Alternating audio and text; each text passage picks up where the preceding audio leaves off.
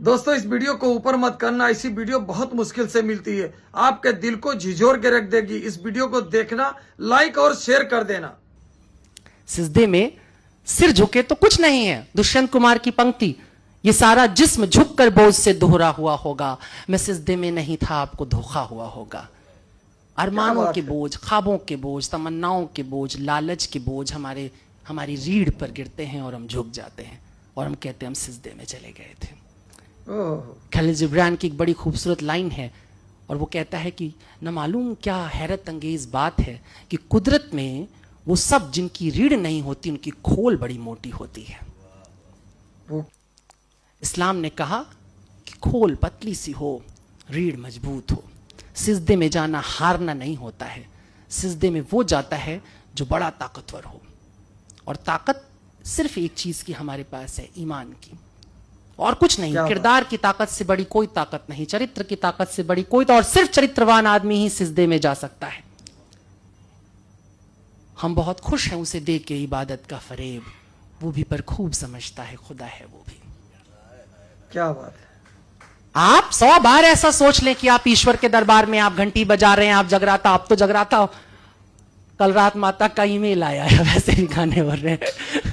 अच्छा, इस मामले में बड़ा मुसलमान हूं क्योंकि हिंदू लोगों के भजन बड़े खराब होते हैं। माँ मुरादे पूरी कर दे, हलवा बांटूंगी। अब बताइए क्या मामला, हलवे से बटाया जा रहा है।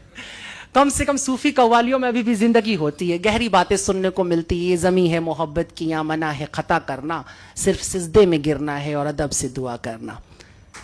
आप दुनिया में किसी भी रिलीजन में हो, किसी भी धर्म में हो, अगर आप ईश्वर के सामने झुक रहे हैं तो तय करना कि आप झुके थे कि आपकी जरूरत झुकी थी, आप झुके थे कि आपकी रवायत झुकी थी। दोनों बातें तय करना।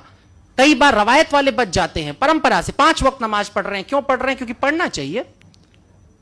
ठीक है, मैं ये नहीं कह रहा हूं कि बुरा है, पढ़ो, किसी तरह पढ़ो। मैंने कहा ना, मान लो फिर जान जाओगे। लेकिन अगर सचमुच नमाज पढ़ने में तुम्हें मजा आने लगा, आनंद आने लगा, रस आने लगा और फिर तुम डूब जाने लगे, तो समझना अब तुम हो गए हो इस लायक कि तुम नमाज में जा रहे हो और तुम सिजदे में जा रहे हो। बादशाह अकबर सिजदे में था, शाम का वक्त है, नमाज के लिए झुका हुआ था। कोई पायल खनखनाती हुई एक आवाज आई और वो टकराई बादशाह से और गुजर गई। बादशाह ने नमाज पूरी की और घोड़ा उठाया और दौड़ पड़ा उस आवाज की तरफ। दौड़ता दौड़ता दौड़ता दौड़ता पहुंचा और आखिरकार उसने देखा एक बदहवास सी लड़की भागी जा रही है। बादशाह ने उसे पकड़ लिया, पकड़ करके उससे कहा कि ये बता, तुझे इतनी तमीज नहीं है, कोई इबादत पे झुका हुआ है और तू पैरों से ठोकर मारते हुए चली गई। उस लड़की ने कहा, माफ कीजिएगा, मैंने देखा नहीं आपको। दरअसल नदी के उस पार मेरा प्रेमी इंतजार कर रहा है और रात ढलने से पहले मुझे घर भी लौटना है, तो मैं इसलिए जल्दी जल्दी भागे चली जा रही थी। उसने, तुझे अपनी प्रेमी की इतनी सुध है कि तू रास्ते में पड़े हुए इबादत में झुके हुए आदमी को नहीं देख रही? उसने बोला, वो छोड़िए, पहले ये बताइए कि आप किस तरह की इबादत में थे कि आपको पता था एक लड़की यहां से भागी हुई जा रही है। क्या बात है। मैं तो एक ऐसे आशिक के साथ जुड़ी थी, एक ऐसी मोहब्बत, एक ऐसे महबूब के लिए दौड़ रही थी जो आज नहीं कल खत्म हो जाएगा, और आप तो एक लाफानी मोहब्बत में गिरे थे। आप कैसे उठ गए? आप कैसे उठ गए? दरअसल यही मामला है।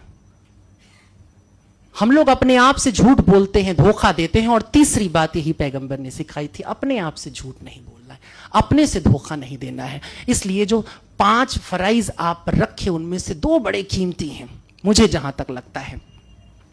एक है नमाज और दूसरी है ज़कात। रोजा में भी आप धोखा दे लेंगे, बहुत लोग देते हैं मेरे जानने वाले। उसी दिन ठीक बीमार पड़ जाएंगे जिस दिन रमजान शुरू होगा।